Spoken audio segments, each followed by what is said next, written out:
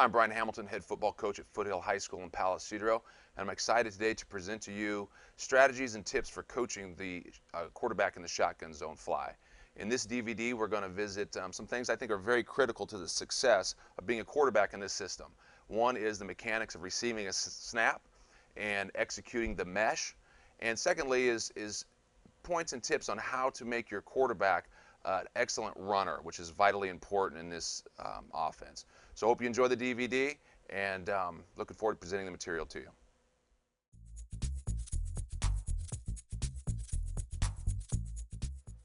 First thing I want to talk about today is something that may seem on the surface very elementary, but it's of vast importance in being an effective quarterback in this system, and that's simply receiving the snap. So the first thing I want to talk about is where our quarterbacks align and what body positions and things we want our quarterbacks to be in order to receive the snap effectively and be able to execute the play. First thing is alignment. Our quarterbacks are aligned a little bit more shallow than a traditional shotgun offense. Our heels are going to be at 4.5 yards from the ball. The body position that we want the quarterback to be in is really important, because although we would like a perfect snap every time, the reality is that we get snaps that are all over the place, and our quarterback has to be in a position in order to field those snaps, an athletic position in which he can move laterally, move his hands in different directions, and be able to get the football and still execute the play. First thing we're going to talk about is the body position.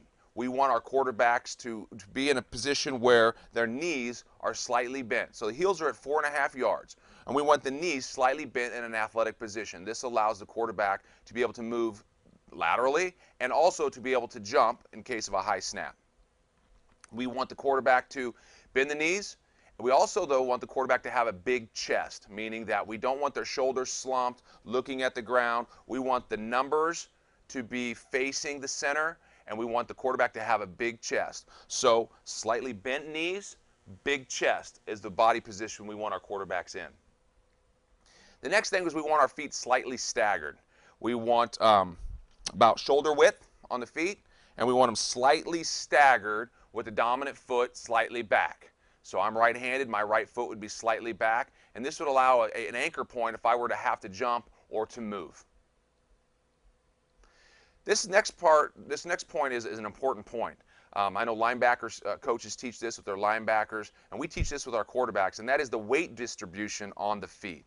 It's very important for us as we're in the slightly with the knees bent, big chest. It's very important that our weight is distributed on the big toes on the insides of the ball of the feet. And it's important because we want to be able to move left or right.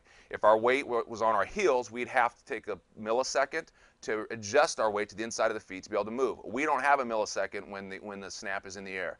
So we have to be in a position with our weight distributed properly in order to move laterally or in any direction, up, down, laterally, to receive the snap. So knees bent, big chest, and the weight on the balls of the feet with the weight distributed on the slightly on the insides on the toes. This allows us, if the ball were to my left, to quickly move to my left. To my right, quickly to my right, and I'm already loaded, meaning my weight's in a proper position that if it were to be a high snap, I could go up and get it.